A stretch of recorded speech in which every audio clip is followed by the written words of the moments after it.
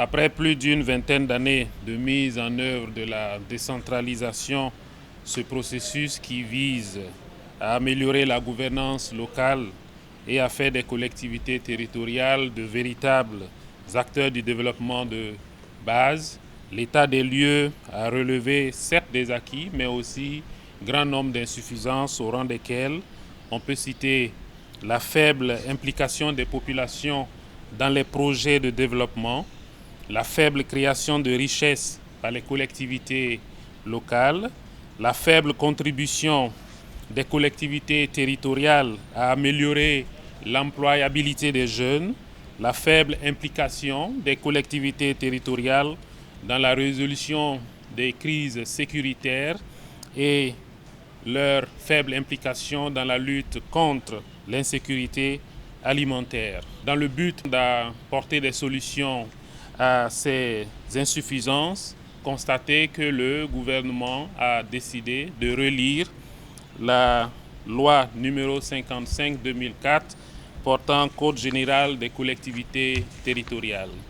À cet effet, les consultations régionales et les états généraux de la décentralisation ont permis de prendre en compte un certain nombre d'aspirations des forces vives à travers des innovations majeures, au rang desquelles on peut citer le renforcement du mécanisme de collaboration entre les collectivités territoriales et les services techniques déconcentrés, l'établissement d'un contrat d'objectifs entre l'État et le président du Conseil de collectivités territoriales, le maintien de la communalisation intégrale tout en distinguant les communes sur une base de mobilisation de leurs ressources propres et non sur la base démographique.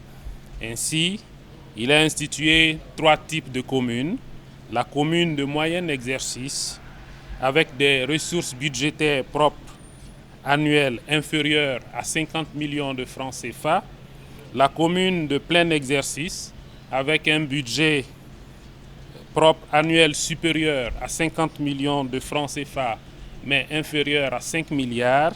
Et la commune à statut particulier, avec un budget annuel propre égal ou supérieur à 5 milliards. Il faut préciser que les communes de moyen exercice seront placées sous délégation spéciale avec des présidents nommés. L'élection du président du Conseil de collectivités territoriales au suffrage universel direct pour la stabilité des conseils de collectivités territoriales a été décidée. La prise en compte des autres acteurs au lieu de se limiter seulement aux élus a également été décidée par le Conseil des ministres. Il faut aussi noter comme innovation majeure la réduction du nombre de conseillers municipaux et régionaux afin d'améliorer le fonctionnement des collectivités territoriales et de réduire leurs coûts de fonctionnement. Ainsi, on peut citer par exemple pour les communes de moyen exercice qui seront placées sous délégation spéciale, le nombre de 8 animateurs au niveau de ces communes.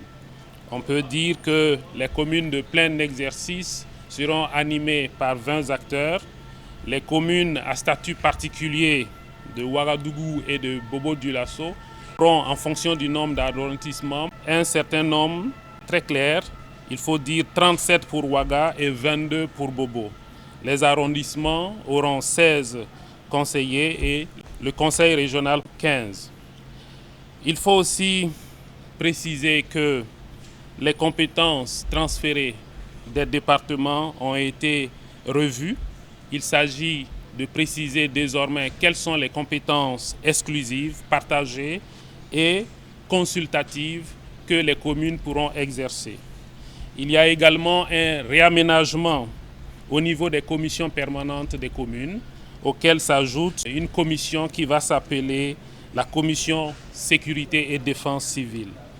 Nous pensons que la mise en œuvre de ces réformes permettra aux collectivités territoriales d'être de véritables vecteurs de mobilisation communautaire et de développement local. Il s'agit d'un avant-projet de loi qui est adopté par le Conseil de séjour qui sera transmis à l'ALT. Je vous remercie.